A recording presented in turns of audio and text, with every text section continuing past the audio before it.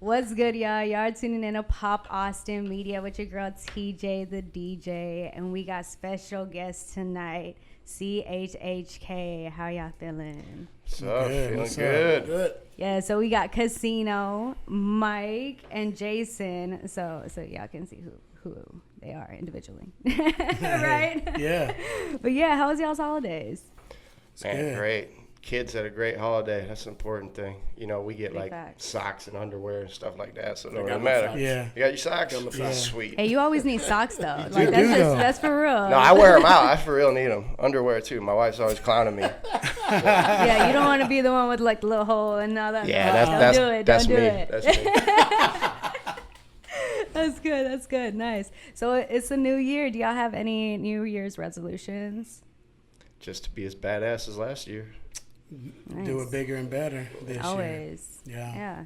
I need to lose weight. Dang, you going? Said I'm going to the gym. Same. That's how we all start out, like the new year. I feel. Right. I've been consistent. I'm like, am I gonna stay consistent? Though? Yeah. It's like, If I can hang in there till March, I'm doing good. mm-hmm. We'll see. Yeah, we'll see. So keep up. We'll be updated. Nice. So if y'all didn't know, CHHK stands for College of Hip Hop Knowledge, correct? Correct. Nice. So how did it start? Who created it? Well, I probably was the initial catalyst. Around town at the time when I started, there just wasn't a lot of opportunity for artists that wasn't some kind of paid opportunity. You had to pay to get on stage, pay to be interviewed, pay to be on a blog, pay. Everything was paid. And so I just decided, I'm going to start my own showcase. And I started a showcase, did a couple showcases for a couple months, and then realized, man, this is a lot of work. Yeah. Let's see if I can find some other people who might be willing to help. And that's, I hooked up with Big Mike at one of his shows, and Governacci was another person that was kind of a founding member with us that helped start it. And we just started it just by throwing shows and, kind of genuinely trying to help artists get on stage, be stage ready, bring in bigger headliners, perform with bigger headliners on stage to get themselves in a little more, notoriety around town. And from there, we were like, let's take it to the next level. So we started doing the label thing and signed some artists and just, kept going from there. Yeah. Now we do a lot. Yeah. Nice. So what made y'all decide on really creating a label and stop from just creating and curating these shows?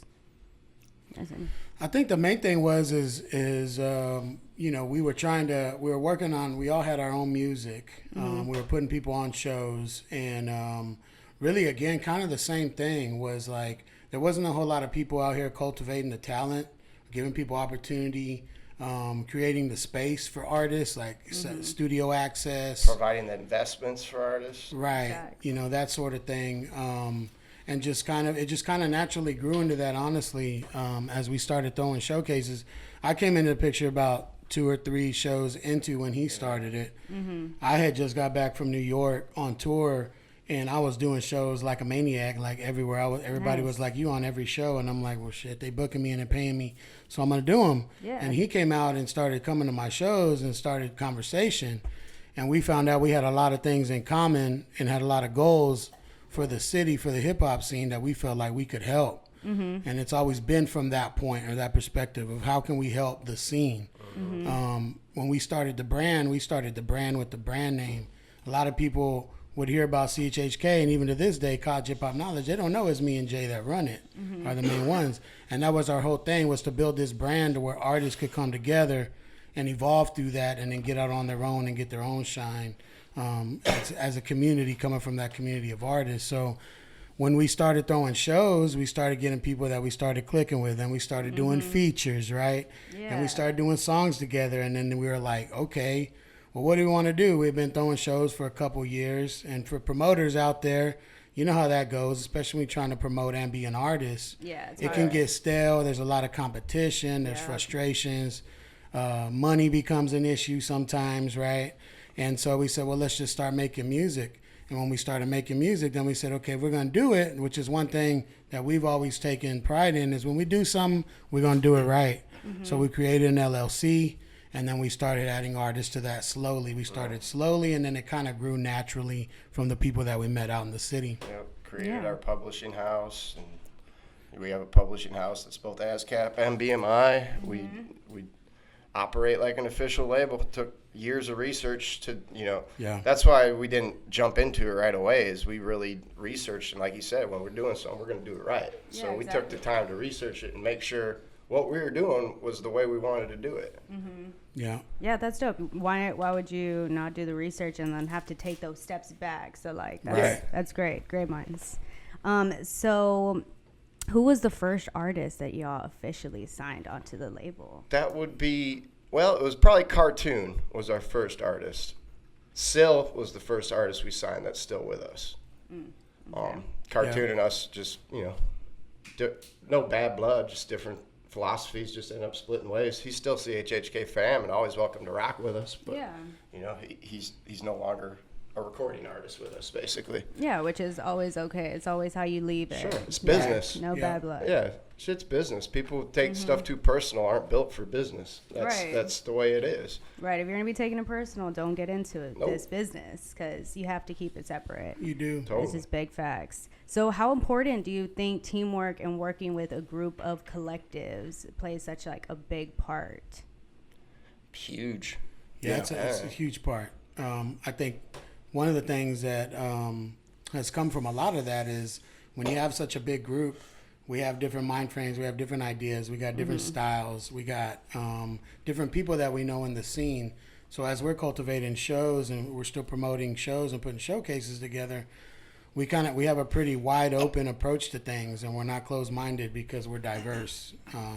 We've got people at different ages. We got people that are different sex, different race, different background, different upbringing, different things we do for a career outside of music. And so it allows us to be diverse, which I think is one of our biggest strengths. And it makes me proud of like being in Austin, because Austin is a very diverse city. Right. When you think of the Austin music scene, it's very diverse in those sounds. And so I think that what we represent as CHHK, we represent Austin in that light without even trying to, because it's all naturally just happened. Yeah, that's great. I love that. The other dope part about it is there's literally no part of the scene that we can't hit, right? Tall Kyle is going to have his fan base and group of people, which then the thugs, which gives an outlet for myself or for Sil or Avita to tap into a fan base that maybe that wouldn't have checked him out before. Big Tree has his following that may not have heard Tall Kyle before, so now we're able to introduce all of our members to pretty much every fan base there is. And to see what they like. So the diversity really helps out big time. Yeah. And I think it's definitely one of our strongest points that we bring to the table. Definitely. We're collective, not like in the Borg sense where we're all one unified mind, Like we're a collective in the sense we're all different people, and that helps us bounce different perspectives off each other. Yeah. Yep. Yeah, for sure. Because you're all coming together. And like you said, you're reaching out. And I was telling my mans this earlier, and I was like, there was this girl who's like, she's an R&B artist, but she got into this mixture of this wavy indie sound. And I'm like, you don't know how important that is, because now she's not only in the R&B scene, but in the indie, in this other type of genre. So that's dope to have. You're open to having different types of genres in your label. Yeah. Yeah, I love it. I just love it. So what do y'all look for when you're signing an artist? Well, I think I've been asked that a bunch of times, like, how can I sign to CHHK? What do you guys look for? And that it's really not what we're like. We don't pursue artists. We don't go after artists. We don't sit there and try and chase them with a contract and be like, we need you to sign with CHHK. Really, it's more about what we can provide each other. I always like to say I'm in a partnership with artists. They're not our artists. We're in a partnership, So unless we can mutually have something to offer each other, it's not even a conversation. So if that's basically the first step, is we sit down with someone who's even interested and we have a conversation about what we could offer each other, like pros and cons, like, because there's cons with signing with a label too. It's not all just beneficial. There's definite possible negative things if you don't know about them and counteract them. So we have that conversation. At that point, it makes sense. Then that's all it really takes. We're not, like I said, we're not out here chasing artists because they're popping, trying to get buzz off their buzz, or like, nah, that's not how we operate. Yeah, I think as far as like when that comes to a point of when we do sit down with people and we talk about that sort of thing, because we get asked that question a lot. People see us throwing shows or going on tour, being on Pop Boston Media, stuff like that, and they're like, man, I want to be a part of that. How do I be a part of that? And so we say, well, let's sit down and have a conversation. So when we have that conversation, one of my biggest pet peeves is that if an artist is going to come to an independent label like CHHK in Austin, I got to see that grind before there's a conversation. They got to show me that they're working, they got product. We can help with development and all that things and promotion and all that from there, but they have to be really behind their own art and their own music. Just saying I'm dope is not a good way to promote yourself to a label. Yeah. That doesn't work. Tell them that is straight out facts. For real. And then really like it just from there, it just kind of depends on how the conversation goes, because like Jason was saying, if we can say, okay, well, how can you see us helping you in your career and your progression as an artist? And if an artist has a really hard time describing how we can help them, then how are we supposed to know how we can really help them and develop them? They're not ready. Yeah, then they're they're not not ready. ready. If, like we ask artists, where do you see your trajectory? Where do you see your career going? Do you see yourself more as a live performing artist with a band backing you? Do you see yourself as more someone who creates in the studio and puts out music for the radio? Like, because if we want to put our resources towards something to help somebody, we want to put everything in that avenue to be able to push that as hard as possible. To make that impact, right, as big as possible. We are a label, but we're independently owned, run, and funded. So we can't put all these piles of money behind everybody in all these different lanes. So it's really about coming to an agreement and a partnership, because at the end of the day, when we're creating, whether it's music, merch, or whatever we're doing together, we're going in 50-50 split. Yeah. We're funding stuff up front, but it's 50-50 split with the artist. So it is a true partnership. And in order for us to continue with artists, they have to show us that they have that same grind that me and Jay do, because I'm going to be out there pounding the pavement. If you're on my team, you better believe, let's go get it, be ready. We're going. And if you don't come along, it's because you weren't ready to make that move, not because we left you behind, but because you couldn't keep up. And so that's one of the biggest things with artists, is really being serious about their craft, and of course being talented, having good music comes along with it as well, right? That's not not to be said. Yeah, that's just like number one prerequisite is you gotta at least be making good music. Yeah, exactly. You gotta have the talent. But I definitely see that. How do y'all feel about signing your friends, and then opposed to just signing strangers and people you see their stuff on? I can't say we've ever signed our friends, but people we've signed have become our friends. Yeah. That's probably a better way to put it. Like, Nice. we haven't signed, me and Mike barely even knew each other before we started doing business together. I met Casino one time at the studio before he approached us about signing. Kyle, we had on a couple shows, and then he approached us about signing. Avita, we just heard some of her music and was like, she's dope, and wanted to approach her and signed her.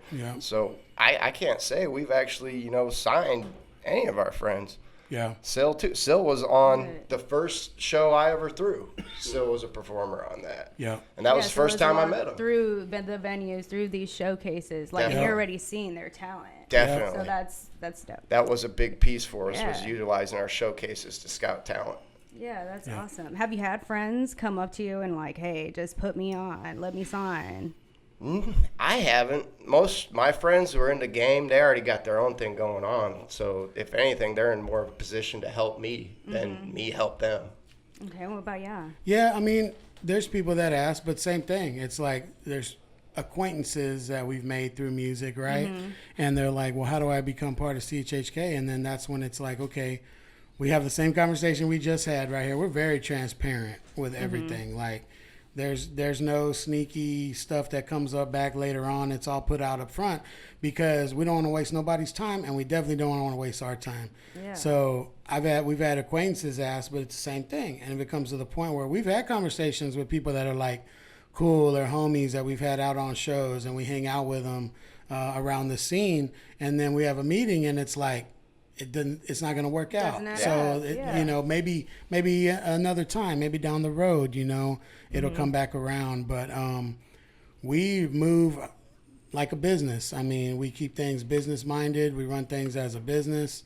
Our crew that has come together has just come together naturally, and we've gelled. And when we do stuff, when I say, hey, we're going to go on tour again, guys got any ideas about this and that, we all collaborate on that. So we've kind of become friends, like Jay was saying, through the experiences and doing these things together over time. But I'm not going to be like, oh, this is my boy, Jay, he needs to be on the label. You know, we don't do that because it's bigger. You know, we're trying to do something that's actually impactful and meaningful for the city. So if we put all our friends on, what are we really doing, you know, for the whole city? We're not doing nothing. We're not growing Austin's rap scene. I had 2 friends ask, and I said no. Straight up. Just no. You too. I only got 1 friend that I would invite, and he's doing his own thing already, so that works perfect. Yeah. Other than that, no. I like the fact that I didn't know most of these guys and lady when I got in, and through the work, it became a mutual respect. And then the respect from there, you can grow friendships and so on and so forth. So, Yeah, I think it's a good way to do it because, like you said, it just gets messy. It does. It just gets too messy. It gets too personal, and it's just not. It doesn't end up being a good look for anybody. So y'all were talking about tour. How did that come about? Yeah, we were ready to go on tour. Really, one thing I'll say is we got invited out to a show in Los Angeles. An artist, Viva Mezcal. I don't know if y'all are familiar with them. Shout out East of the River. Yeah, East of the River movement. Shout out. They got a whole underground movement out there in East LA. Nice. That he's building with his team, and they're dope. They're talented and got a big support system. He came down for South by this past South by, and needed some opening support, kind of last minute, and people reached out, and we ended up doing that show with him, and he liked what we were doing, and he said, man, I need to get y'all to LA sometime. And we had planned to go on tour before the pandemic happened. Yeah, we had a Texas tour already planned out when the pandemic hit. Yeah, doesn't that suck when that happens? It it's just like, so damn. We had Keith Murray coming down from New York. We were going to tour with him through Texas. We had, it sucked. A lot of people went through that, right? And so we got that show booked, and I told him, put us down. We're going. I don't know how many of us going to make it, but I'm going. I knew he's going. I know he's going. I know a handful of us are going to go for sure. We're going to figure out how we can get all of us out there, but put us down. Nice. So as soon as that was our anchor show for the tour. So we built out, we sat down, looked at the direction we wanted to go out west, what cities we wanted to potentially hit, and we set up, we're actually going to do it today after this for our next tour. Yeah. We set up logistics of what days we're leaving, how long it takes to get to this place, Airbnbs in this place. How much is gas going to cost? Do we need to rent a van? And then we literally just booked around that date and created what? Started calling and started emailing. If you have a solid EPK, it's not hard to do. Yeah. Exactly. Austin's a rare microcosm where, like, venues don't want to pay you for being an artist. They don't. If you try to book most other places, they're willing to pay you. They have budgets to pay you. They have booking agents who book at these places with the intentions of paying artists to perform there. Right. It is crazy when you realize it and go to these other places and see the difference between how, I guess, the nightlife works. It is. It's a big. Yeah. Well, big that's the difference. gift and the curse of Austin, being the live music capital, right? Yeah. There's so many bands and so many people doing music at any given time. The venues here are like, well, why pay you when I can, they have this huge selection. Everybody. Yeah. Right? But like Jason said, when we step outside of here and you go to different places, completely different. You have to change your mindset to working with that. And like you said, the label's got a good EPK. Yeah. They were able to start sending stuff off, and I looked up. Next thing I knew, Jason already had like 5-6 venues already booked, and it was like, well, shoot, let's go. Yeah. Yeah. It's happening. A lot of artists don't fully aren't aware of like an EPK. Right. So can you also let them know what an EPK is and how important it plays a part in getting booked as an artist? Sure. Go ahead, Jay. Yeah, so it's short for an electronic press kit, and it's basically, some people call it a one-page too, is what they used to call it when you had like physical pamphlets you would actually hand people. You had a one-page, and it's basically any like press reviews you got from blogs or people who reviewed your album or anything like that. You put quotes and stuff like that in it. Any performances you've done with like legends. It's basically your resume as an artist, what you've been doing as an artist. It lets labels know, lets promoters know, lets wherever you're trying to go know, this is me, this is what I do, and this is what I've been doing. Yeah.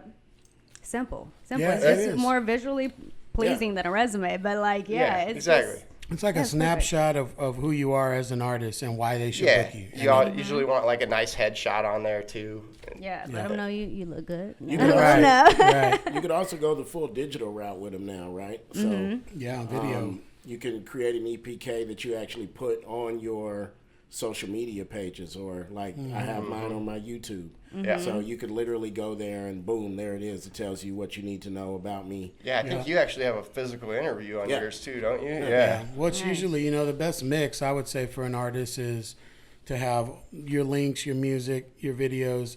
But if you can have a video where you have some of your live performance, right? You got your music playing in the background.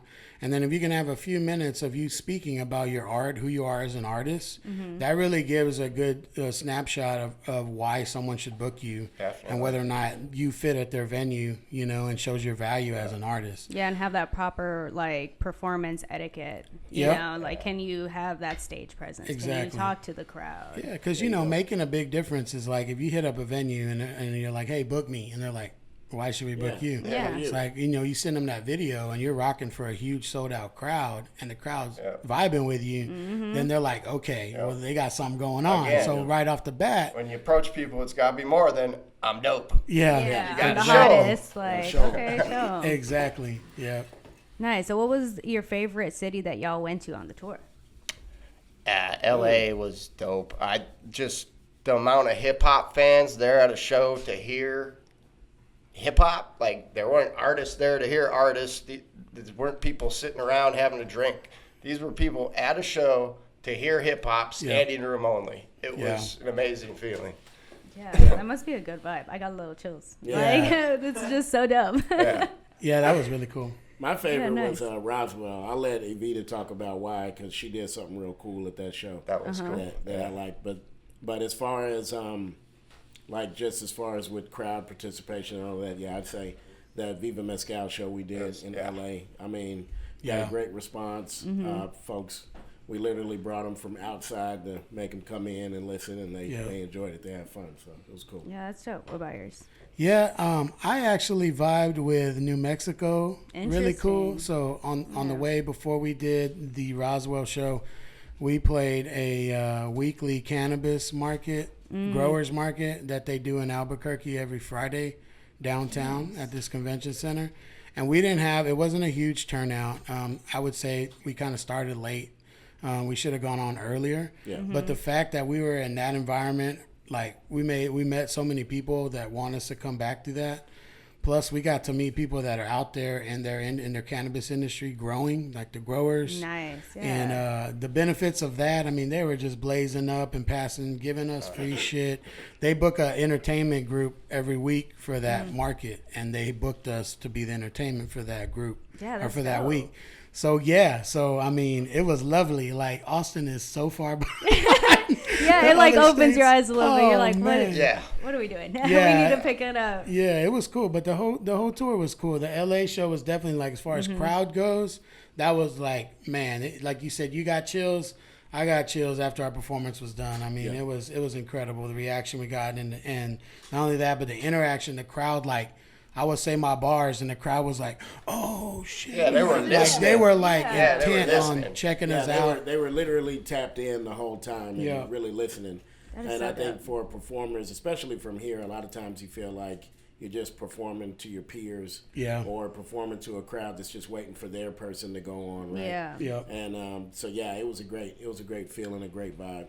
Yeah, Definitely. nice. Did anyone of y'all jump into the crowd and get like super Well, interactive? so like their stage was actually really small, and they didn't have enough space for us because there's 10 of us. We Yeah. were right So, down there on the floor. So yeah, we just set up on the floor, and we were rocking on the floor right in the middle of the In crowd. the middle of the crowd. So Yeah, it what was a cool. vibe. It was Yeah, cool. that's cool. So I know you said it was at a cannabis venue. So what was the best weed y'all smoked and where? Well, so to preface that question, we went from New Mexico, which is legal, Arizona, which is legal, Dope. to Cali, which is legal. So we pretty much hit just about every dispensary that we passed by. Good Lord. Was that? Right? Did Yep. y'all plan that? I did. Was it okay? Yeah, that was definitely part of the fun Nice. part of knowing that we would be able to partake and enjoy yeah. that Gives in you a some legal like sense. motivation. Hell Oh, yeah. it was great. It was wonderful. That's Yeah. great. So at the stuff the best stuff that I bought and smoked was in Albuquerque, and it was called Apple Fritter. And there was this guy, and all he had was eighths of high grade stuff that he was growing, and that was so nice. Like I brought some back, and I sparked up some of my other homies not in the crew, and it was so nice and easy and flavorful to smoke. Like it was so nice that like you would think it was strong, it would make you choke, but it was the exact opposite. It was Just like smooth. breathing it in, and people were like, "Damn, where'd you get this from?" And I was like, "Gotta go to Albuquerque, fam." I was crazy. like, Right. That's Shit. dope. That's Man, I couldn't even say Yeah, it. that's There a was tough so one much for me. stuff. probably You like start that. forgetting the names. Well, Well, like, no, like him and Mike Trey. I dropped like a G on Yeah, shit. they were going. Him and Mike Trey, who's not Going here, hard. they were going top shelf every Yeah. dispensary, So, and I was yeah. like, I ain't got no budget like that, but they were going top shelf every time. The Tigar was nice. Yeah. It was like a combination of a Thai stick and like an infused cigar together. Okay. I remember that one. Yeah, we hit that at the lake, and then What was when we smoked in Cali at the beach? the Big Mama. Yeah. Yeah, the Big Mama was good.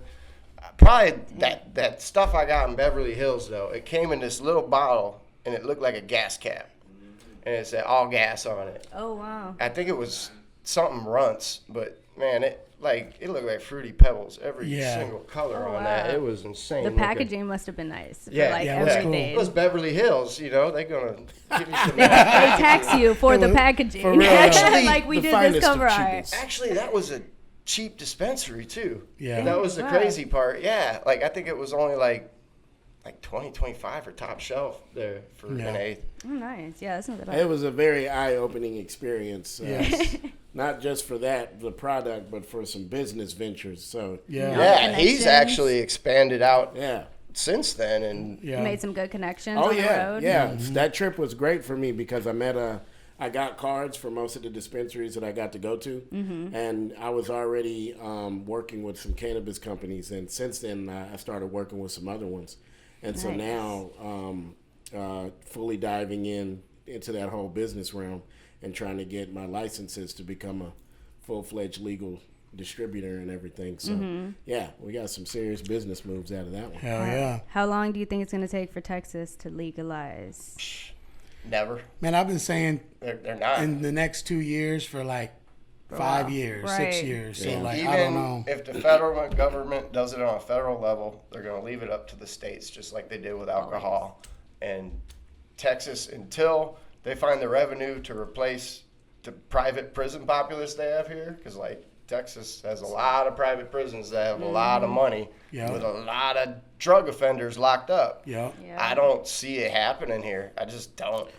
I hate to agree with him on this one because it's a really effed up reason to not, do it. Yeah. I think it's a combination of that and they're going to want to figure out a way to control the border a little bit more. Yeah. Because they're going to lose X amount of revenue stream with the amount of marijuana that still comes in across the border, right? Mm-hmm. And so that's what they have to lock down before they can really, because it's all about money at the end of the day. For It sure. is. It's none of the stuff that they talk about. Corporate control. Yeah, Yeah. it's just about It's all money, about corporate power and control, money. all of that stuff. But if they figure out a way to do those two things, then I can see it happening very rapidly from there. You know, Yeah. because then it's same. just about, okay, now let's open up. because they got all of this great farmland that they could use to grow it. Yep. The- Out in Bastrop, they just opened up the huge there's a legal medical one out there. Yeah. yeah, yeah. Oh, nice. So I mean, the Damn, I didn't money's know that. there. Yeah. It's just a matter of the control. Yeah, I see that. So, are y'all planning to go on tour anytime soon? We are. Yeah. Yeah? We're actually When? have one planned. It's looking like beginning of April. We're probably Oh, going to nice. take off. Yeah. Yeah. That's So a good this time we're looking at going more. Africa. I wish. Eventually. Yeah. We got to take Tall Kyle to Ghana. But, Yeah. We're gonna. We're gonna And we're going to leave them. leave his ass That there. was good. He said, I'm not. they'll be like White Wolf. Jet loves when Talk Out chirps in with some crazy shit. I see his face. Too funny. It just Yeah. makes everyone's cheeks start hurting. For straight real. up. But now this time we're looking at like hitting like Midwest. Yeah. Okay. Going up that route. Yeah, we're looking to go through Oklahoma to Kansas, Colorado, and then back through New Mexico on the way back. Probably. Yeah. Ended a little nice. Yeah. Something familiar. Yeah. So are y'all planning anything for South by this coming year? Anything in the mix? Right now, Not specifically. Yeah, that's yeah. we don't have anything specifically planned during South by. So one thing, there's 2 showcases that we throw and are involved with every month, regardless of what's going on. So we do it year round, right? But of course, South by is when other people try to get their one foot in the door that ain't done nothing for the whole year. So we continue to do what we do all year round. South by, on occasion, we'll bring a headliner, do something of that nature. But because we're planning a tour right after South by, we really want to save our resources for that. Yeah. But That's we a smart still, move. we still are going to have, we do a show called Fresh Fridays on the second Friday of every month at Independence Brewing. And so that'll be like March 10th, which will be a little before South by. Then our DJ, who's fashionably not here as normal, he's got a showcase. how it goes. He goes the third Friday of the month. Yeah. And so that'll be another show that we have. And I think what we're going to really focus on is not throwing anything big ourselves during South by, just waiting to see what opportunities arise for us to perform. Because I can say last year, before we went on tour during South by, man, everybody gets run down during South by, Yeah. right? I was run down from South by last year because we threw 2 shows and then we did like 5 that we got booked to perform at. Yeah. So I don't want to repeat that this year. It doesn't make sense, especially if we're going on tour right after that. We can save them resources, just figure out where we're going to get our performances in, because I know those options are going to come up, and then just kind of do what we've been doing. Okay. Yeah. That sounds good. So also there's something else that's been going on in the city. Shout out to, I think it was ATX made, Huncho Films. And they did the ATX female Oh yeah. I saw cipher. that. What'd y'all think about that? I think that's I dope. honestly haven't seen it, but that's dope. Yeah. It's like, it I only sounds got one dope. critique on it. I think they should have chopped it up into part 1 and part 2. It's Like, too you think it was long. too long? Yeah, because when you're sitting and watching the whole thing, it's a lot to digest So in one sitting. I agree. You know It what I is, mean? yeah. Should've warmed it up, like done some promo before with the. There you go. Yeah. Yeah.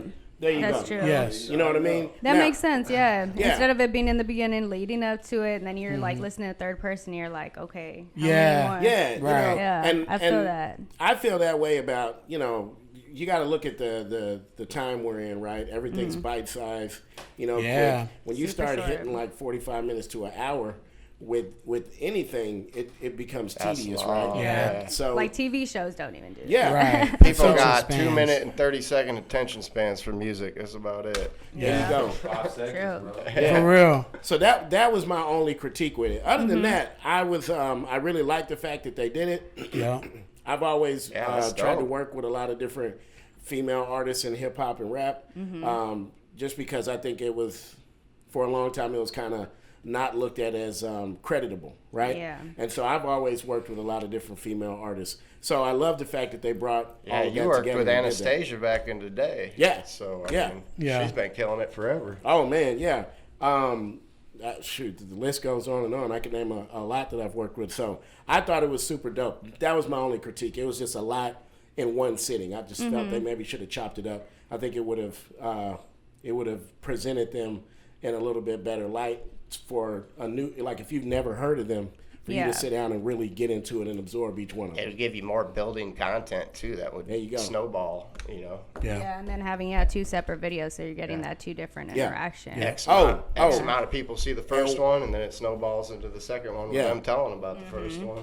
Big fact. And one other issue, they didn't have a Vita on it. Yeah. Yeah. Yeah. There was a few females that were like, "Yo, I was not invited. What happened?" Yeah. Yeah, I had some on my polls, and I was like, What?